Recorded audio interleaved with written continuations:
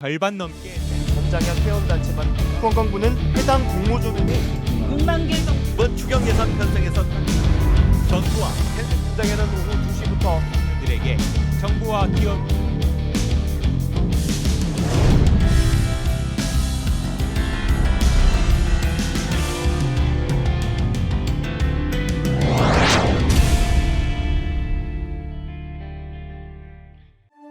안녕하십니까. 시민언론 더 탐사를 적극 지지하고 후원해 주시는 시민 여러분, 반갑습니다. 당신을 위한 나라는 없다의 신박사 심경수입니다. 더 탐사가 구독자가 50만대를 지금 벗어나지 못하고 있는데요. 힘 좀 내주세요, 여러분. 60만, 70만 딱딱 올라가야 되지 않겠습니까? 예, 시민 여러분들의 힘이 절대적입니다. 예, 이 민주진영에서 큰 몫을 차지하고 또 이 총알바지가 되어주고 있는 우리 더 탐사 더욱더 뜨겁게 열렬히 사랑해 주시기 바랍니다. 그간의 사랑도 참 감사드리죠. 저는 그 영향을 직접적으로 입은 사람이기 때문에 이렇게 말씀드릴 수밖에 없어요. 조금 더 가열차게, 조금 요즘 보면 이렇게 좀 지치고 힘들고 어렵다고 말씀하시는 분들이 많죠.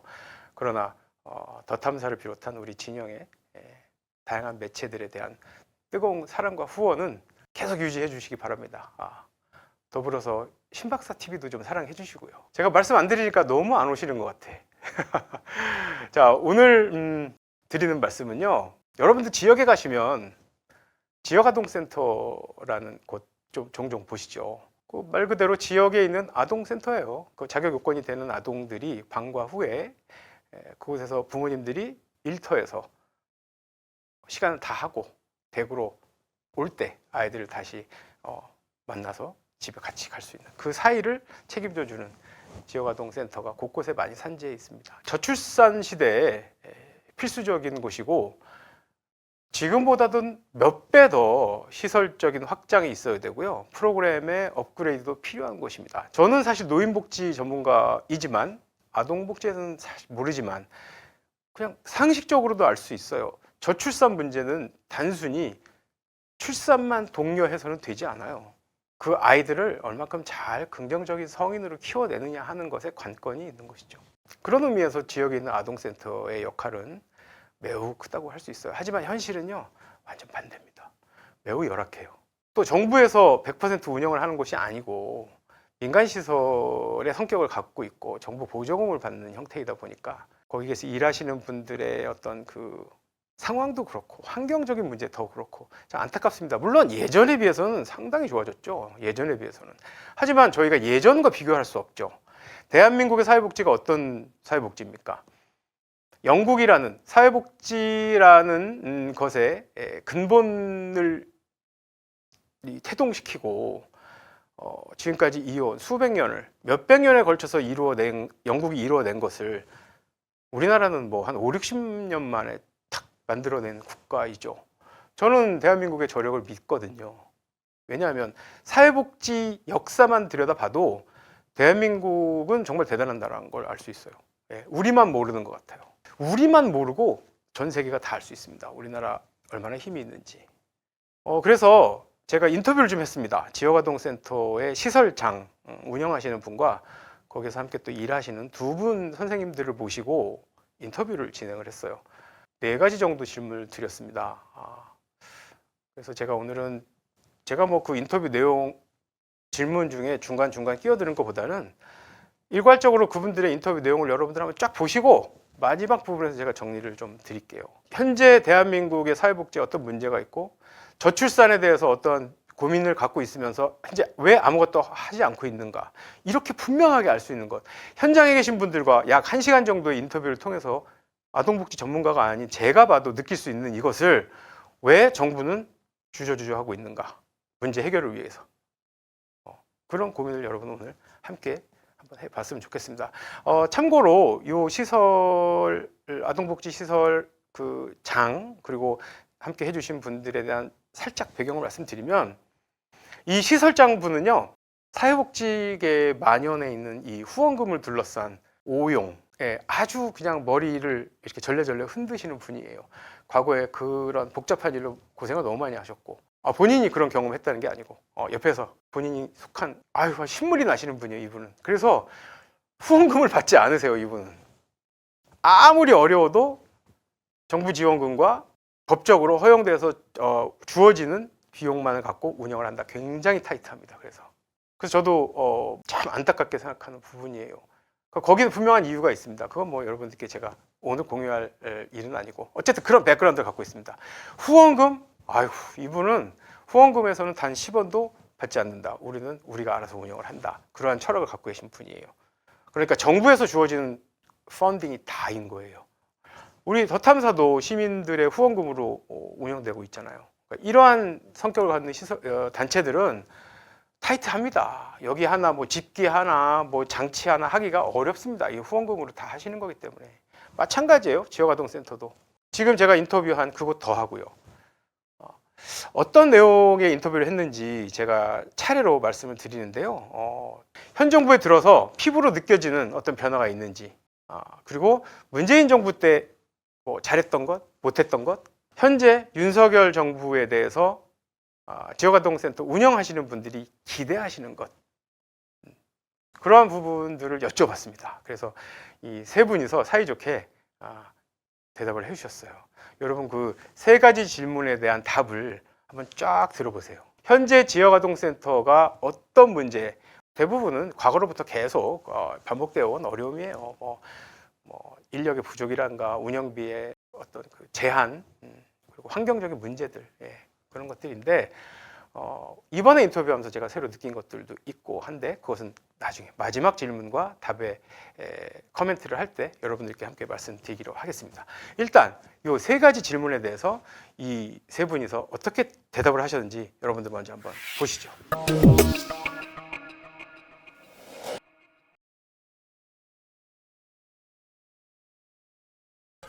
윤석열 정부 들어서 피부로 느끼는 변화된 점, 현장에서 일을 하시면서 지역아동센터를 운영하시는 과정에 있어서 현 정부 들어서 가장 조금 큰 변화라고 느낄 만한 게 있으시면 먼저 좀 말씀해 주시겠어요?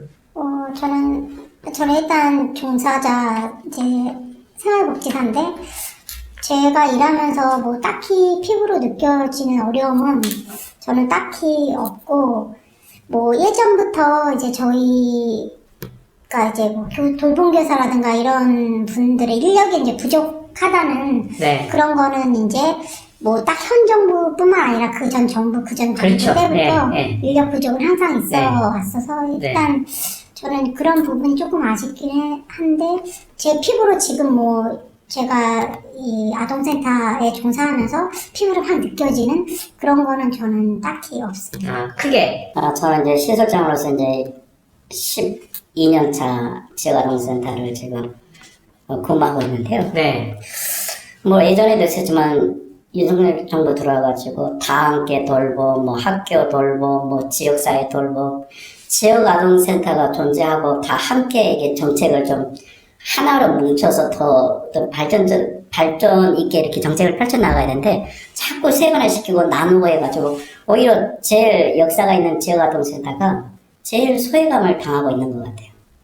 오히려 역차별을 당하고 있어요. 지역아동센터. 그렇습니까? 예.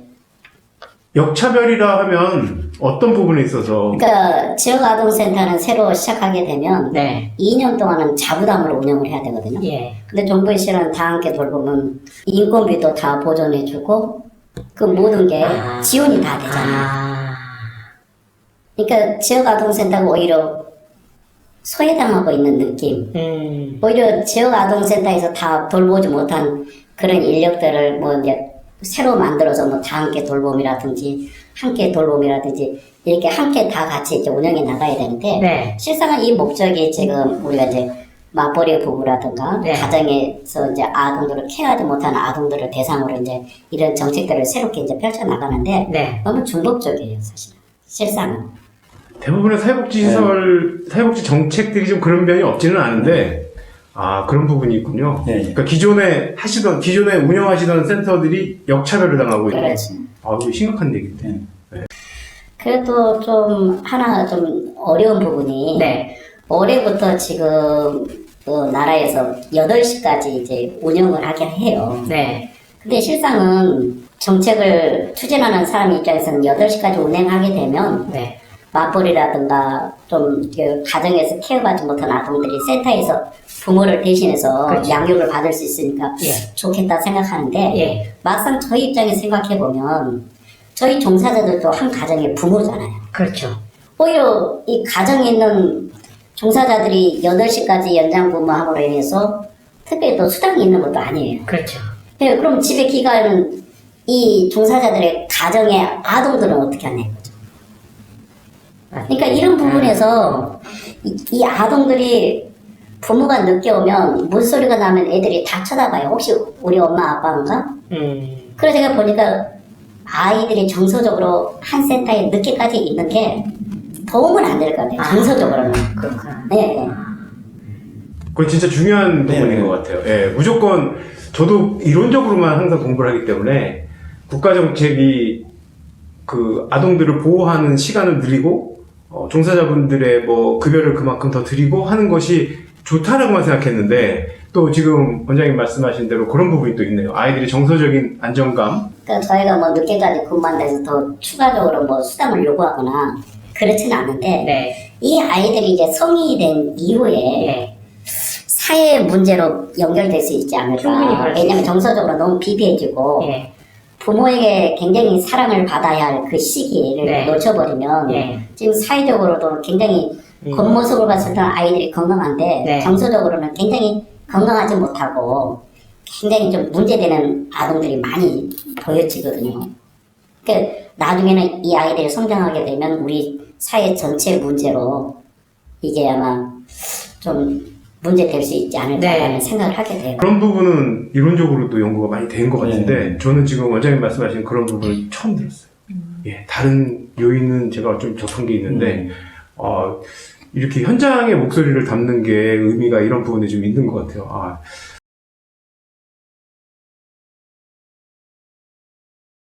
지난 문재인 정부에서 현장에서 일하시는 분들 입장에서 잘했던 점과 약간 아쉬웠던 부분, 뭐 그거에 대해서 좀 말씀을 해주신다면? 네, 제가 뭐 먼저 말씀드리면 그 문재인 정부 때는 이제 좀 그 아동에 대한 돌봄이 초등학교는 솔직히 방과후라든가 이런 건 좀 덜했는데 어린이집이나 지역 아동센터에서 이제 아동의 방과후 돌봄을 좀 많이 책임을 졌는데 그 문재인 그 정부 때부터 초등학생 그 온종일 돌봄 체계 같은 거를 좀 구축해서 이제 초등학교에서도 이제 아이들의 방과후에 이제 부모님 퇴근하시기 전까지 그러니까 수요가 좀 많진 않아요. 뭐 한 학년에 뭐 2반 정도이긴 하지만 그렇게 좀 학교에서도 아동의 케어에 좀 그런 책임감을 가지고 하는 그런 점이랑 그 다음에 좀 아동학대 예방교육 같은 경우는 지금은 이제 저희가 꼭 들어야 되는 그런 의무 교육이었지만 그 전에는 이제 솔직히 그렇게 딱 정책적으로 딱 들어야 된다는 그런 건 없었는데 그때부터 아동학대 예방교육 의무화 그런 게 좀 돼가지고 아동에 대한 좀 보호 정책이 좀 촘촘해진 점 그런 점들에 대해서 좀 괜찮았던 것 같고 조금 아쉬웠던 점은 이제 올해 저희가 아까 말씀하셨듯이 저희 이제 뭐 호봉제라든가 이런 게 이제 올해 좀 인정이 돼서 그 전까지는 저희 이제 일반 복지시설 이런 종사자들의 처우 개선이 좀 많이 미흡하지 않았나 그런 점이 저는 좀 아쉬웠다고 생각해요. 네. 그 호봉제로 변환하게 된 거는 그래도 몇 년 동안 계속 지속적으로 요구했던 사항 아닌가요? 갑자기 된 건 아니죠? 네네, 그렇죠. 그렇긴 하죠. 지금 전국적으로 다 그렇게 되는 거예요? 아니면 지금 경기도만 지금? 전국적으로 실시는 안 되는 것 같아요. 지방 같은 경우에는 저희가 카페를 보니까 호봉제를 실시하지 않는 경우도 있고 같은 경기도권이어도 고양시는 또 호봉제 인정을 안 하고 있거든요. 그래서 저는 이제 지난 정부 때는 잘 몰랐는데 정권이 이제 바뀌고 나서 이거 보니까 비교가 되잖아요. 현장에서 보면. 근데 그래도 지난 정부에서 그래도 사회복지 종사자들에 대한 어떤 임금 향상, 호봉제 전환하기 위해서 많이 이렇게 좀 신경 써주고 또 그렇게 정책적으로 뒷받침해서 최저급여에서 그래도 벗어날 수 있도록 이렇게 도움을 준 거에 대해서는 참 좋았던 것 같고 또 한 가지 아쉬웠던 점은 저도 이제 아들이 이번에 대학 졸업하고 취업을 하게 되는데 아무래도 이게 청년들이 사회에 정착하거나 거주지라든가 이런 부분들이 이게 집값이 많이 좀 올라가서 좀 그런 아쉬움들은 있어요. 근데 이제 이 사회복지 현장에서는 그래도 지난 정부가 우리한테는 더 많은 정책적으로 도움을 줬고 또 인권을 중시하는 어떤 행정 서비스도 지금 현 정부보다는 더 좋았던 것 같아요. 비교해서 생각해보니까. 거기에 말씀하신 부분에 조금 추가적으로 여쭤보면 특별한 교육이라든가 특별한 프로그램 같은 것들이 강화되었던 것들이 있나요? 지난 정부에서? 이제 저희가 이제 그 아동들에게 저희 센터에서도 예전에는 이제 5대 의무 교육이라고 학교에서도 실시하고 센터에서도 실시했었거든요. 근데 그런 교육들이 아이들에게 좋아하지는 않지만 그래도 아이들이 교육을 통해서 자기 자신을 방어할 수 있고 상대에 대한 배려도 하게 되고 어떤 접촉을 통해서 이거는 안 돼 단호하게 아이들이 자기 생각을 말할 수 있고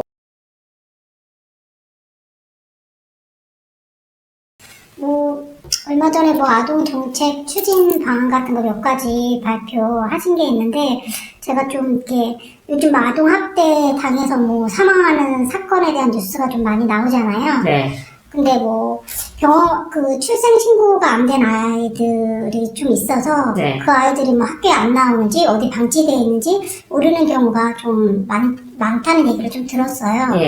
근데 이번에 약간 그런 거에 대한 정책이 조금 하나 있어서 제가 좀 그거는 좀 정착이 됐으면 싶은데 이제 아동의 그 출생 신고될 권리를 보장하고 그 다음에 보호를 강화하기 위해서 의료기관에서 출생 통보제 같은 거 도입한다는 그런 거를 정책을 좀 내놓은 게 있더라고요. 그래서 그런 거는 부모가 출생 신고를 하지 않아도 아이가 탄생한 이제 그 의료기관에서 신고가 되면 그 아이에 대한 기록이 남기 때문에 그런 버려지거나 이런 학대에 좀 노출될 위기가 좀 적지 않을까 싶어가지고 그 다음에 또 이렇게 미혼모나 이런 분들이 이제 출산하시는 아동들 이렇게 밝히지 않고 출생되는 아동들은 또 그런 기관 같은 데 이제 보내지거나 또 이렇게 되는데 그런 또 아동들은 지자체에서 보호하는 보호 출산제도 그런 것도 또 도입한다고 해서 저는 그런 제도는 꼭 좀 이 임기 내에 좀 제발 좀 실행해서 정착시켜 주셨으면 좋겠어요. 그게 좀 기대가 되긴 해요. 네, 감사합니다. 그다음 우리 원장님께서 기대하시는 저는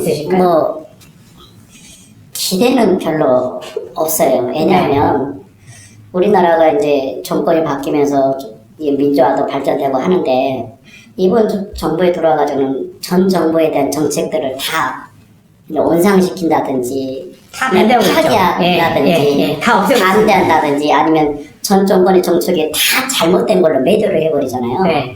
그래서 한편으로는 얼마나 또 과거 정부보다 더 잘하려고 저렇게 하는 건지 아무리 잘못됐다 할지라도 부분적으로 보면 잘된 부분도 있을 텐데 좀 연계해서 이게 정책이 자꾸 바뀌다 보면 현장에서 굉장히 혼란스럽거든요.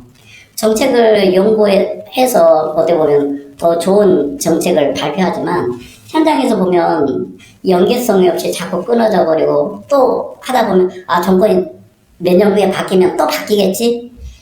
이런 기대감 때문에 정부 차원에서 진행하는 것과 현장에서 진행하는 것 굉장히 괴리감이 있어요, 중간에. 그렇죠. 네, 그런 부분에서 좀 정말 이 정부가 정책적으로 사회복지를 발전시키고 정착해서 가서 지금 가장 전 세계적인 문제지만 저출산 문제로 인해 가지고 어떤 정책을 수립하더라도 아동과 부모가 모두가 좀 행복한 정책을 좀 만들어서 정권이 바뀌더라도 또 훗날 시간이 지나더라도 이런 좋은 정책들은 좀 계속 발전 계승이 나갔으면 좋겠다라는 기대는 합니다.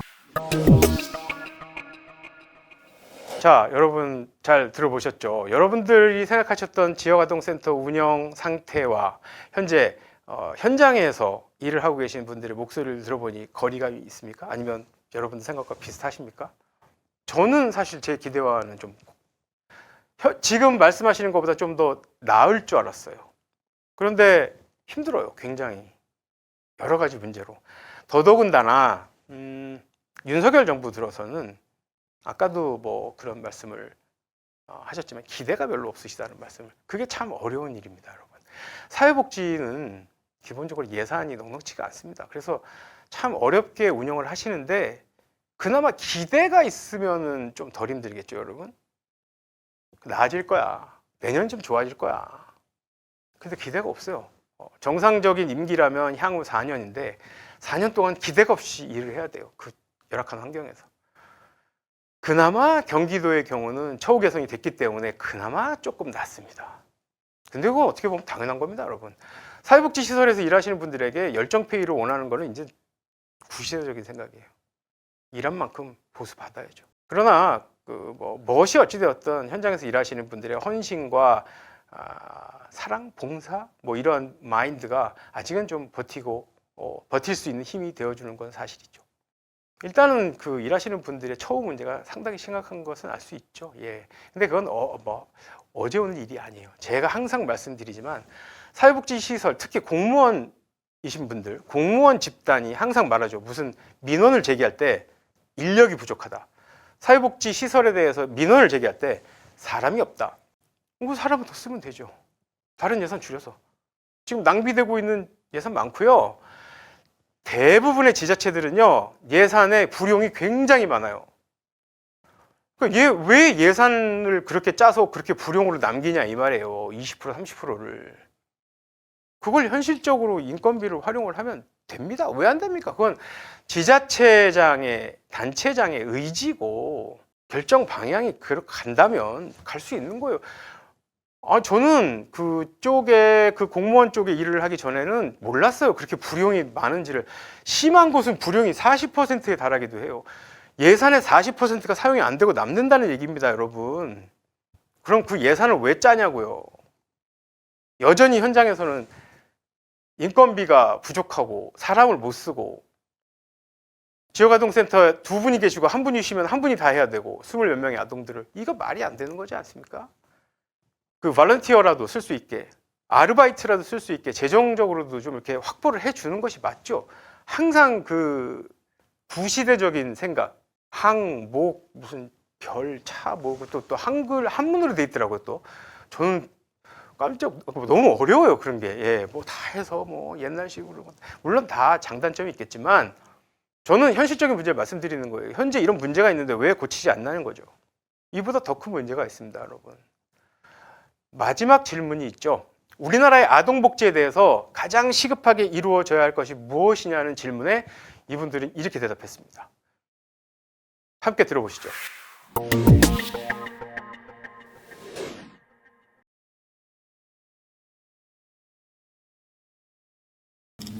그러니까 지역아동센터가 무슨 프로그램이나 이런 것도 많지만 어떤 아이들에게 미래 직업관을 심어주는데 좀 도움이 되는 그런 프로그램들이 몇 가지 있거든요. 그러니까 아이들에게 뭐 진짜 요리 실습이라든가 뭐 아이들에게 뭐 박물관이나 뭐 어디 견학센터를 통해서 자기가 뭐 꿈을 키우기 위해서 노력하는 모습들이 보여요. 그래서 그런 기회를 많이 부여해줘서 아이들에게 좀 미래 직업관을 좀 개발하는데 도움이 되도록 그런 프로그램 좀 많이 좀 신설됐으면 좋겠어요. 우리가 상대하는 대상은 아동들이지만 그 이면에는 더 청년층도 우리가 접하게 되고 또 가정의 어려움들을 보면은 졸업했는데 취업을 못해가지고 집에 운동생활이 있고 뭐 게임에 빠져 있고 낮에는 게임하고 밤에는 게임하고 낮에는 하루 종일 자고. 센터를 졸업한 아이들이 청년이 되었거든요. 근데 가끔 들려오는 소식을 보면 안타까울 때가 있어요. 아직 선생님 뭐 취업이 좀 힘들어요. 뭐 이런 얘기를 들으면 기성세대로서 제가 해줄 수 있는 게 없으니까 그런 부분이 좀 안타까워요. 지금 현재 우리나라의 사회복지 시스템 중에 가장 취약점 중에 하나가 그 아동에서 청년으로 넘어가는데 여기 이 역할을 해줄 지금 프로그램이 별로 없어요. 그래서 그거가 굉장히 심각하더라고요. 저희가 29인 시설인데 선생님이 법정 종사자가 2명이에요. 그런데다가 이제 선생님 한 분이 월차라든가 휴가를 가게 되면 한 분이 29명을 커버를 해야 되는 거예요. 물론 돌봄 선생이라든가 또 파견 나온 뭐 선생님도 계시지만 그분들은 보통 종사자가 아니잖아요. 그렇죠. 그 4시간 근무하면 근데 저희는 서류도 해야죠. 아이들 케어도 해야죠. 학습 지도도 해야죠. 급식 보조도 해줘야지. 너무 힘들어요. 인력이 부족이 저희에게는 너무 힘든 거예요. 인력 부족. 육체적으로도 힘들고 네. 집에 들어가면 그냥 터져버리고 이런 상황이거든요. 실제로. 그럼 아무리 아이들에게 좋은 서비스를 제공하고 싶어도 현실적으로 그렇게 제약점이 따르면 전달되는 서비스 질도 그렇게 아동이 굉장히 지금 중증적부가 되는 게 이제 이 젊은 세대들의 저출산 문제가 굉장히 심각하잖아요. 그러니까 아동들이 건강하고 잘 성장해야 우리도 늦둥이라도 하나 더 출산할까 이런 계획이 아닌데 하나 키우기에도 이 사회적으로 굉장히 이게 이 구축이 안 돼 있는 거예요. 예. 그러다 보니까 이 센터에서 사실 이 종사자들이 행복해야 그 행복이 아이들에게도 전파가 되는 거예요. 선생님들이 종사자들이 스트레스 받아 있으면 그 앞으로 대상이 누구겠어요? 아동들이 되죠. 애들 막 때리는 거예요. 예. 근데 지금은 지금 이제 시대가 많이 바뀌어서 네. 예전처럼 말 안 듣는다고 해서 벌을 세우거나 뭐 이렇게 학대하거나 뭐 체벌을 하거나 그거는 이제 법적으로 금지가 돼서 그렇죠. 예. 교육을 시켜서 그래도 네. 아동 인권이 어느 정도 향상이 되는데 네. 사실 선생님들이 너무 인력 부족으로 힘든 거죠. 네. 심적으로. 저도 같은 생각인데 저는 이제 제가 생활복지사라 제가 이제 아이들 케어 또 서류 해야 되는 일도 또 굉장히 많거든요. 또 평가라는 그런 제도가 있어서 예. 그런 서류 업무를 또 하다가 또 일손이 모자라면 아이들 케어도 해야 되고 또 이제 급식실 가서 이제 배식도 하고 그러니까 혼자서 여러 가지 일을 해야 돼서 누가 한 명이 맡아서 서류 해주는 사람이라도 있었으면 아니면 아동을 전담으로 케어하거나 그런 선생님이 계셨으면 좀 더 좋지 않을까. 근데 그런 부분이 계속 채워지지 않으니까 현장에서는 조금 많이 힘든 부분이 있어요. 네, 이 부분이 제가 예상하지 못했던 부분이에요. 우리나라 아동복지에 반드시 필요한 게 뭐가 있을까요? 라고 여쭤봤을 때는 당신들의 급여라든가 처우라든가 뭐 업무 환경 그리고 아이들이 충분한 케어를 받을 수 있는 어떤 그런 환경의 개선 이런 걸 말할 줄 알았는데 이분들은 이 아이들의 미래까지 생각하고 계셨어요. 재활동센터를 마치고 나서 그 다음 레벨을 넘어가고 만 20세가 되어서 성인이 될 때까지 그 사이에 공백이 여전히 존재합니다. 아까 거기서 아이들의 미래를 걱정하시는 선생님의 목소리 들으셨죠? 그 목소리가요, 여러분, 저는 깜짝 놀랐어요. 사회복지를 공부하는 분들이 굉장히 머리 아파하는 부분이에요. 우리나라의 사회복지의 취약한 부분이기도 해요. 50대, 60대의 샌드위치 세대의 사회복지 서비스가 약한 것처럼 지금 우리나라도 10대 후반에 이 어린 아이들이 갈 곳이 없어요. 아동기, 청소년기를 넘어서서 성인기 바로 직전 사이에 이 아이들이 갈 곳이 없어요. 제대로 된 케어를 받을 수가 없어요. 이 내용을 현장에서 일하는 선생님께서 직접적으로 말씀을 하셨는데 그건 공부를 해서 아신 게 아니라 아이들을 정말 사랑하는 마음, 지역아동센터에서 아이들과 함께 생활하시면서 아이들의 미래를 걱정하는 마음에서 나온 얘기예요. 희망상. 근데 많은 교수들도 보고 있는 부분이에요. 전 소스라치게 놀랐습니다. 이제 문제는 그렇다면 이것이죠. 그럼 문제가 있습니다, 여러분. 네, 그래요. 그런 문제가 있어요. 그럼 그 문제 고쳐야죠. 근데 현 정부 뭐 하고 있나요? 각종 예산 다 컷하고 있죠. 특히 사회복지 예산은 뭐 지금 말로 표현할 수 없을 정도로 현장에서 일하는 분들이 자괴감을 느낄 정도로 사회복지 현장의 분위기는 매우 좋지 않습니다. 워낙에 좋지 않았으니까 특별히 더 좋아질 것도 없지만 더 중요한 건 아까 말씀드렸지만 기대가 없다는 거예요. 뭐 윤석열 대통령 말씀하시죠. 지난 정부보다 지난 역대 어느 정부보다 국민을 위한 국정을 펼치겠다. 자유로움에 기반한 이 아동들의 자유를 어떻게 보장하실 겁니까? 그리고 지역아동센터에서 일하는 종사자들의 인권과 자율권을 그들의 가정의 자율권을 어떻게 보장하실 겁니까? 되풀이하시는 자유란 과연 누구의 자유입니까? 정부가 할 일은 그런 거 아닌가요? 어려움에 있는 국민들을 보호하는 것, 최소한의 삶을 보장하는 것, 사회복지제도를 통해서. 그런데 지금 국정 운영하시는 걸 보면 대기업을 위한, 있는 자를 위한 그런 국정 운영의 방향으로 가고 있다는 것이죠. 뭐 기대 저도 없습니다. 솔직히 말씀드리면. 네, 윤석열 정부에 대한 기대 별로 없습니다. 하지만 우리 사회가 맞닥뜨리고 있는 이 심각한 문제, 저출산 문제를 해결하기 위한 기초를 다지는 그 과정 중에 하나, 우리 아이들이 잘 성장할 수 있는 토대를 만들어주는 것은 윤석열 정부에서 좀 신경 쓰셨으면 해요. 네. 그것만 잘하셔도 역사적으로 역대급으로 정책을 잘 수행하신 대통령으로 평가받을 거라고 저는 생각합니다. 인정하고 싶지는 않은데 뭐 어쨌든 대통령이니까 그러한 임무를 분명히 하시리라 기대를 하고 하시려면 분명히 제대로 잘 해주실 것을 부탁드립니다. 그리고 여러분 주위에 있는 지역 아동센터를 한번 둘러보세요. 굉장히 열악합니다. 아까 인터뷰에 참여하신 그 시설장님께서 운영하시는 그러한 곳처럼 후원금을 받지 않는 곳도 꽤 있을 겁니다. 하지만 또 후원금을 받는 곳도 있을 거고요. 또 후원금을 받지 않는다면 물품으로도 기부를 하실 수 있습니다.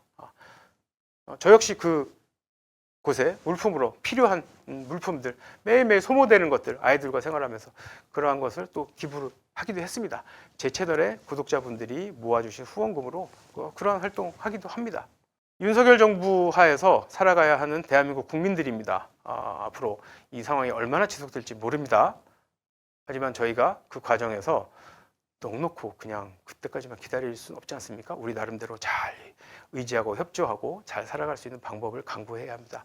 그 방법 중에 하나로 주변에 있는 사회복지시설, 특히 가장 열악한 곳이라고 평가되어지는 시설 중에 한 종류인 지역아동센터를 여러분들 한번 더 봐주시고 거기서 일하시는 종사자분들에게 따뜻한 눈길 한번 더 주시고 가능하시다면 그들에게 도움의 손길을 내밀어 주신다면 더할 나위 없이 좋겠습니다. 이러한 내용을 더탐사의 당나라를 통해서 여러분들께 말씀드릴 수 있어서 참 좋습니다. 행복하고요.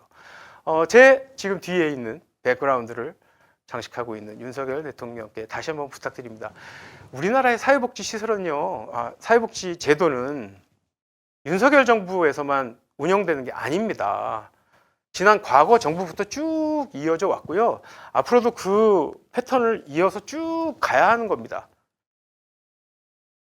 다른 곳은 모르겠는데 사회복지 제도만큼은 전 정부부터 쭉 이어온 것을 수정 보완해서 강화할 수 있도록 개선시켜 주시기 바랍니다. 예. 오늘 당나라에서는요, 여러분 현장의 목소리를 담았습니다. 지역아동센터에서 일하시는 또 직접 운영하시는 분들의 목소리를 통해서 현 정부가 지역아동센터 및 사회복지시설에 어떤 방식으로 마음을 써야 하는지를 여러분들께 보고 말씀드렸습니다. 네. 오늘 준비한 영상은 여기까지고요. 다음 당나라를 통해서 또 찾아뵙겠습니다. 감사합니다, 여러분.